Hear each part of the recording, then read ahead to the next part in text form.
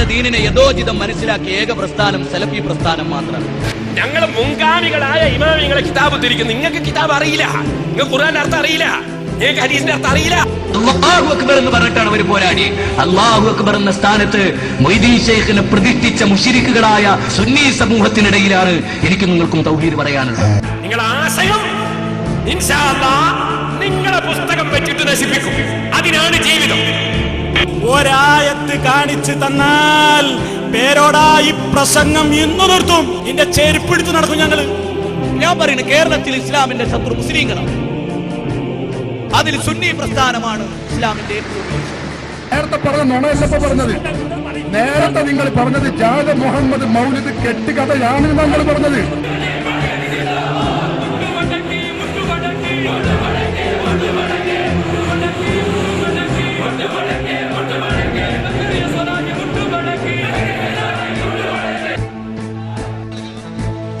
കല്ലേറ് തുടങ്ങിയിട്ടുണ്ട്. ചോര പൊട്ടി സഹോദരനെ കൊണ്ടുവരുന്നത് കുറച്ച് വെള്ളം കുടിക്കും. ബിദ്അത്ത് ശിർക്കിനെ എതിർക്കുന്ന ആളുകൾക്ക് ഈ തരത്തിൽ അനുഭവങ്ങൾ ഉണ്ടാകുമെന്ന് നാം പലവട്ടം കണ്ടതാണ്. കാഞ്ഞങ്ങാട് മുഖാമുഖമാണ് കാണുന്നത്. ആരും തന്നെ ബഹളമുണ്ടാക്കരുത്, ആരും തന്നെ ബഹളമുണ്ടാക്കരുത്. ബഹുമാന്യരായ പണ്ഡിതന്മാർ ഇവിടെ സ്റ്റേജിലുണ്ട്. അവരിതാ നിങ്ങളോട് നിർദ്ദേശം നൽകുന്നു.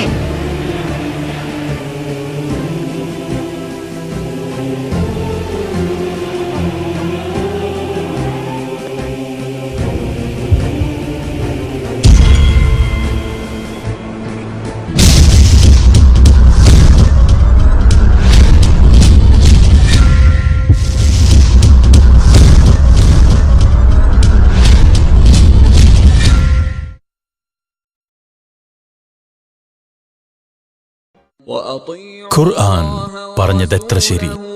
നിങ്ങൾ പരസ്പരം കലഹിക്കരുത്, നിങ്ങൾ ദുർബലരായിത്തീരും, നിങ്ങളുടെ വീര്യം നശിച്ചു പോകും.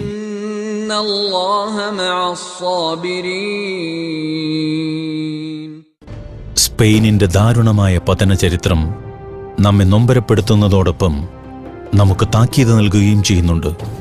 അനൈക്യവും ഛിദ്രതയും പരസ്പര കലഹവും ഒറ്റുകൊടുക്കലുകളുമാണ് സ്പെയിനിനെ തകർത്തത്. കേരളീയ മുസ്ലിങ്ങൾക്കിടയിലെ ഭിന്നതയുടെ പരിണിത ഫലവും ദുരന്തപൂർണമായ തകർച്ചയായിരിക്കുമെന്ന് നാം തിരിച്ചറിയേണ്ടതുണ്ട്. മുസ്ലിം സ്പെയിനിന്റെ തകർച്ചയുടെ ചരിത്രവും മുസ്ലിം കേരളത്തിന്റെ വർത്തമാനവും തമ്മിൽ അമ്പരപ്പിക്കുന്ന സമാനതകളാണുള്ളത്. പരസ്പരം കലഹിച്ച സ്പെയിനിലെ നാട്ടുരാജ്യങ്ങളുടെ സ്ഥാനത്ത് കേരളത്തിലെ മതസംഘടനകളെ നിർത്തി നോക്കിയാൽ പല സാദൃശ്യങ്ങളും കാണാം.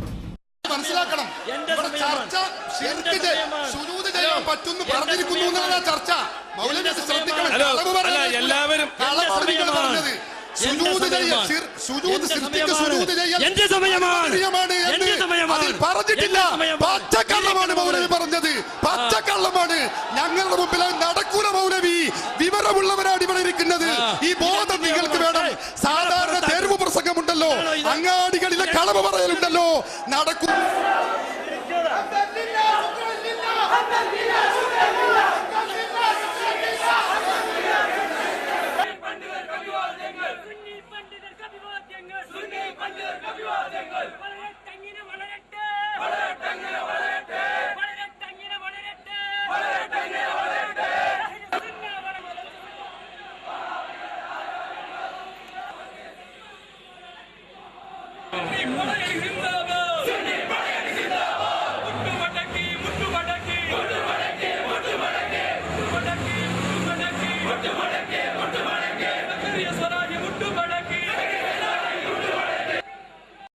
ഞാൻ പറയണ്, നിങ്ങൾക്ക് വിശ്വസിച്ചാലും ഇല്ലെങ്കിലും സുദർശനേക്കാളൊക്കെ പാപികൾ ഇവിടുത്തെ സക്കാഫിമാരാണ്.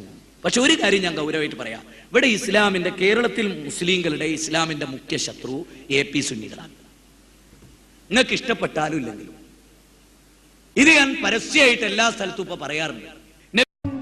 ഒരു മുസ്ലിയാര് ഞാൻ പറഞ്ഞു, അയാൾ പഠിപ്പിക്കുന്ന മദ്രസിലെ കുട്ടികളെ കഴുത്തുഞരിച്ച് കൊന്നുകളയുക. അയാൾ പഠിപ്പിക്കുന്നതിനേക്കാൾ നല്ലത് അതാണ്. കാരണം അയാൾ പഠിപ്പിച്ച് കുട്ടികൾ വളർന്നാൽ ഭൂലോകത്തിലെ തേർഡ് റേറ്റ് ഗുണ്ടകളായി അദ്ദേഹത്തിന്റെ അനുയായികൾ മാറും. അതിനേക്കാൾ നല്ലത് ഹിളർ നബി അലൈഹിസ്സലാം കഴുത്തുമുരണ്ടി കൊന്ന പോലെ ഇവർ പഠിപ്പിക്കുന്ന വിദ്യാർത്ഥികളെ കഴുത്തുഞരിച്ച് കൊല്ലലായിരിക്കും ഒരുപക്ഷെ ലോകത്തോട് ചെയ്യുന്ന ഏറ്റവും വലിയ സേവനം.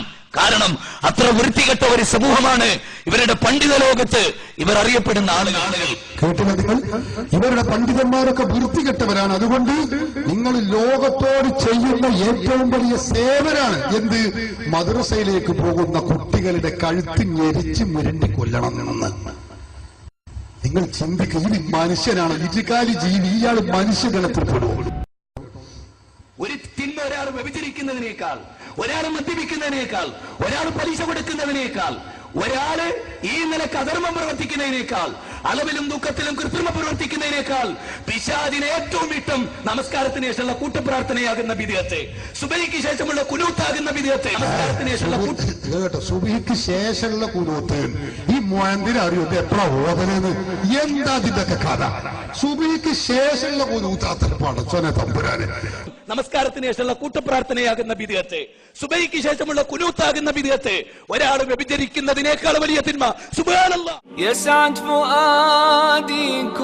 മതസംഘടനകൾ ഇസ്ലാമിനു വേണ്ടി നിലകൊള്ളുക എന്ന അടിസ്ഥാനപരമായ ദീനീ തത്വം വിസ്മരിച്ചിരിക്കുന്നു. ഇസ്ലാം സംഘടനകൾക്ക് വേണ്ടി ദുരുപയോഗം ചെയ്യപ്പെടുകയും ദുർവ്യാഖ്യാനിക്കപ്പെടുകയുമാണ് ചെയ്യുന്നത്. ഓരോ കക്ഷിയും തങ്ങളുടെ ഇഷ്ടാനിഷ്ടങ്ങൾക്കനുസരിച്ച് പ്രമാണങ്ങളെ വ്യാഖ്യാനിക്കുകയും ഇസ്ലാമിനെ വീതം വയ്ക്കുകയുമാണ്. സംഘടനാവൽക്കരിക്കപ്പെട്ട ഇസ്ലാമിനെ കുറിച്ച് മാത്രമേ നമുക്കറിയൂ. സംഘടനാ വിശ്വാസം പലപ്പോഴും അള്ളാഹുവിലും പ്രവാചകനിലുമുള്ള വിശ്വാസത്തിനും മുകളിൽ പ്രതിഷ്ഠിക്കപ്പെടുന്നു. ദീനിന്റെയും മുസ്ലിം ഉമ്മത്തിന്റെയും താൽപര്യങ്ങളും സംഘടനാ താൽപര്യങ്ങളും തമ്മിൽ ഏറ്റുമുട്ടുമ്പോൾ ദീനിനും ഉമ്മത്തിനും പ്രഥമ പരിഗണന നൽകാൻ സാധ്യമാവുന്നുണ്ടോ എന്ന് നേതാക്കളും അണികളും ചിന്തിക്കേണ്ടതുണ്ട്. ക്രിസ്ത്യാനികളും സുന്നികളും ഇസ്ലാമിന് കണക്കാ രണ്ടു വന്നു. എന്നെങ്ങാനും അബൂജഹൽ വന്നു എന്ന് വിചാരിക്കും ഇവിടെ കേരളത്തിൽ. നേരെ മർക്കസ് സക്കാഫത്ത് സുന്നിയിലേക്ക് കയറിച്ചല്ലോ. സലാം അലൈക്കും ഷെയ്ഖുന കാന്തവരല്ലേ? അബൂജഹലിന്റെ സൈക്കന്റെ അബൂജഹലിന്റെ പ്രൈവറ്റ് സെക്രട്ടറി പോലുണ്ട്. കാത്തലുണ്ട് നിങ്ങൾ. എന്താ കോലം? അബൂജഹൽ ഇങ്ങനെ സൈക്കിന്റെ ഇങ്ങനെ കോലം. ഞാൻ അബൂജഹൽ. സലാം അലൈക്കും ഷെയ്ഖുന കാന്തവരല്ലേ? ഞാൻ അബൂജഹൽ. ഞാൻ കരുതിയത് ലോകത്തിലെ ഏറ്റവും വലിയ മുശ്രിക്കിന്റെ നേതാവ് ഞാനായിരിക്കുന്ന. പക്ഷെ ഞാനൊക്കെ ചങ്ങായിമാരെ മഴ പെയ്യിപ്പിക്കുന്ന പടച്ചോനാണ് വകച്ചു കൊടുത്തിരുന്നു. നിങ്ങൾ അതും വകച്ചു കൊടുക്കില്ല. അതുകൊണ്ട് നിങ്ങളാട്ടോ എന്റെ ലീഡർ. ഇനി ലോക മുശ്രിക്കുകളുടെ ലീഡർ ആകാനുള്ള യോഗ്യതയും നിങ്ങൾക്കും നിങ്ങളെ പണ്ഡിതന്മാർക്കും ആണെന്ന് പറയുന്നു. വീഡിയോ ഷെയറിംഗ് വെബ്സൈറ്റായ യൂട്യൂബിൽ തെറി എന്ന് ടൈപ്പ് ചെയ്താൽ കിട്ടുന്നത് പൂരപ്പാട്ടിനൊപ്പം കേരളത്തിലെ 2 മുസ്ലിം നേതാക്കളുടെ പ്രസംഗങ്ങളാണെന്നത് എത്ര ഖേദകരമാണ്.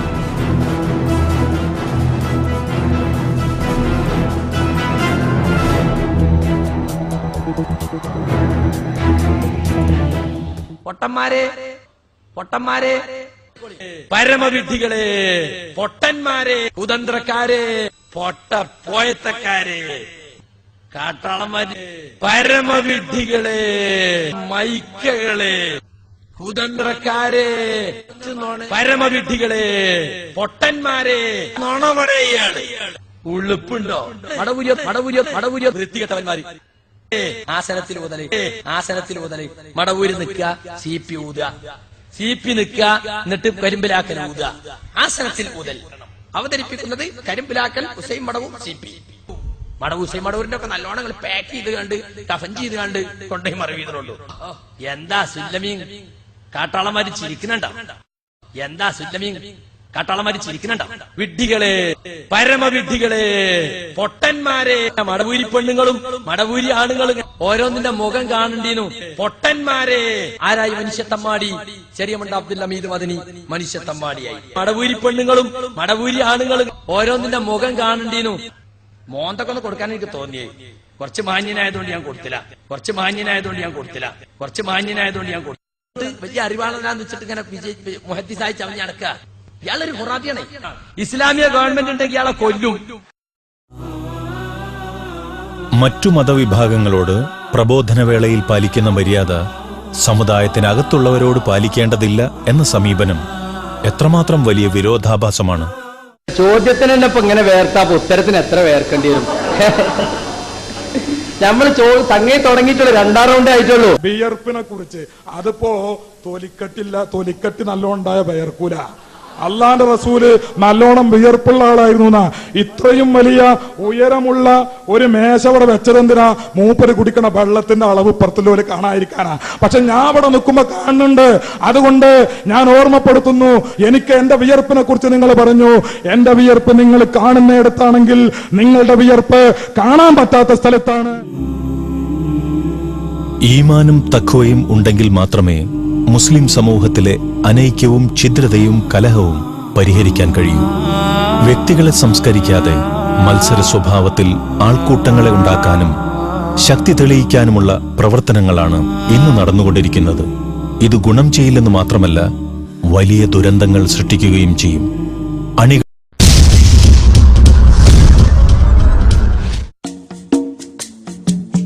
2005 നാദാപുരം ഖണ്ഡനം തുടങ്ങിയത്.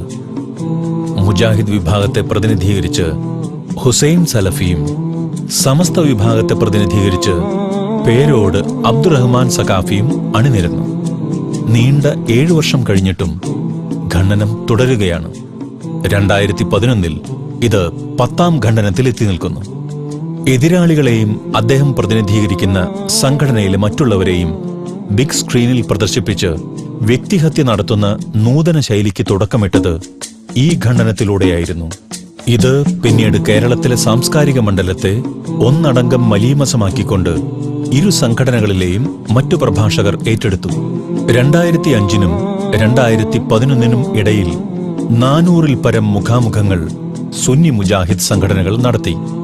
ഇത് സമുദായത്തിലുണ്ടാക്കിയ അനൈക്യത്തിനു പുറമെ അമുസ്ലിങ്ങളിൽ ഇസ്ലാമിനെക്കുറിച്ചുണ്ടാക്കിയ തെറ്റിദ്ധാരണ ചെറുതല്ലെന്ന് ഓർക്കുക.